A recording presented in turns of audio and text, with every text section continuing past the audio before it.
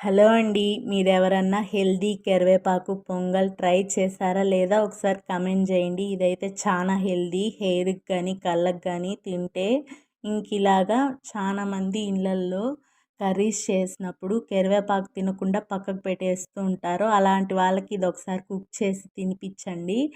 ఇలా ఒక ప్యాన్ అయితే తీసుకొని 1 టేబుల్ స్పూన్ ఘీ అయితే వేసుకొని, కొద్దిగా మిరియాలు, జీలకర్ర, ఇంకా గుప్పెడంత కరివేపాకు అయితే వేసుకొని 2 మినిట్స్ కలర్ చేంజ్ అయ్యేదాకా ఫ్రై చేసుకొని, కూల్ డౌన్ అయ్యాక మిక్సీ అయితే ఫైన్ పౌడర్ చేసి పక్కకు పెట్టుకోవాలి. ఇంకా 1 అవర్ సోక్ చేసుకున్న పెసరపప్పు, రైస్, తగినంత వాటర్, సాల్ట్ అయితే వేసుకొని 5 ఆర్ 6 విజిల్స్ రానిచ్చి కుక్ చేసి పక్కకు పెట్టుకోవాలి.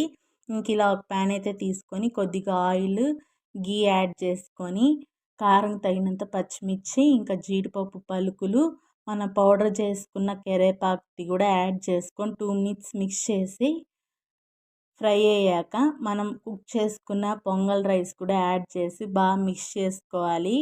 కొద్దిగా 1 గ్లాస్ అలాగా హాట్ వాటర్ కూడా పోసి మిక్స్ చేసుకుంటే పొంగల్ అనేది మరీ టైట్ కాకుండా నార్మల్గా ఉంటుంది కన్సిస్టెంట్లో. ఇంకా దీనికి కాంబినేషన్గా పల్లి చట్నీ ఆర్ కోకోనట్ చట్నీ అయితే చాలా బాగుంటుంది. మీరు ఒకసారి ట్రై చేయండి.